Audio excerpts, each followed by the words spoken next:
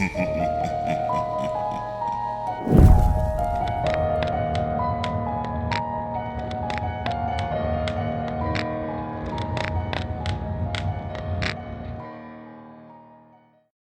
might already have heard of the TV broadcast hijacking in Seneca, South Carolina. The story's gained pretty wide currency on the internet, and part of the broadcast is available on YouTube, assuming it hasn't been taken down for whatever reason.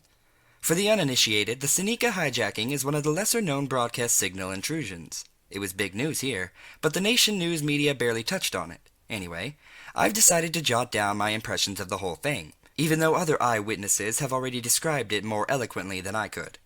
I was home on winter break when it happened, making chemistry flashcards in front of the TV. No one else was around. After watching the Upteenth Law and Order rerun, I got bored and started channel surfing. A couple minutes later, I stumbled onto this shitty public broadcast channel where, bizarrely enough, my old high school Latin teacher was reciting a poem while wearing this dorky three-cornered hat. I watched for a few minutes and had a good laugh. I remembered him as a pretty serious guy, not the sort of person who'd embarrass himself in public like this, when suddenly there was this staticky crackle, and the screen cut to this multicolored test pattern. Before I had time to change the channel, there was another crackle, and this weird cartoon shows up on the screen. The animation style was detailed, but kind of jiggly and rough. It reminded me of those old anti-drug PSAs. Anyway, it seemed normal enough at first, an ordinary-looking middle-class family eating breakfast together at a round kitchen table. There was a mom with an old-fashioned hairdo, a dad, two cherub-faced kids, a boy and a girl, all very Norman Rockwell. The family is making banal small talk. The dad complains about his day at the office, the kids prattle on about soccer practice, and so on. Gradually, though, the scene starts to get slightly sinister. A green light is seeping through the open window, and the family starts to acquire a jaundiced, unhealthy look. Their skin changes color, and their eyes become sunken. In the background, a droning radio broadcast slowly becomes perceptible. The announcer gives the date as November 15th, 2017, and starts to go on and on about some strange crisis. You can barely hear what he's saying, though. He says something about a green light, melting flesh, mutations, strange shapes emerging from the sea. Again and again, the phrase, "report to the nearest shelter immediately," is audible. Still, the family keeps eating breakfast as if nothing is happening. And here's where it gets really macabre. The family finishes eating breakfast, and the mom loads the kids into a minivan. By now, they look really unhealthy. Their bodies are skeletally thin, their whites of their eyes are a sickly yellowish color, and their hair is disheveled. The car drives through a landscape bathed in the green glow from before.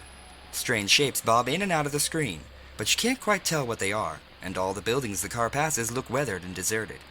Finally, the car stops at a playground, and the mom drops off the kids before driving away. There are large, odd-colored rocks all over the ground, and moaning can be heard in the distance. The kids hang mirthlessly on the monkey bars for a while. Eventually, the camera pans over to the playground, and you see that the rocks littering the ground aren't rocks at all, but naked human forms, horribly disfigured. They seem to be either growing into or from the ground, I can't say which, and they are very much alive. Behind the monkey bars, a tree can be seen with a human face growing from the trunk. Its features are writhing and contorted in agony.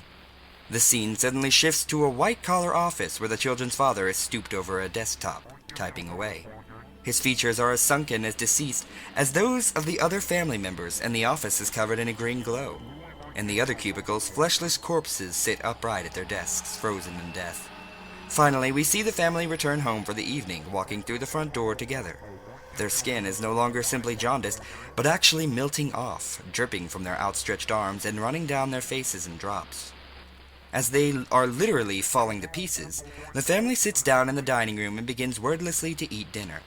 Their flesh becomes more and more amorphous, ribbons of skin dangling from their bodies like the tendrils of an octopus.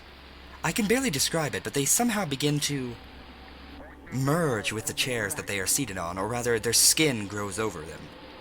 By now, their skin has the consistency of melted ice cream, and they are barely recognizable as human, except for their eyes, which somehow remained intact.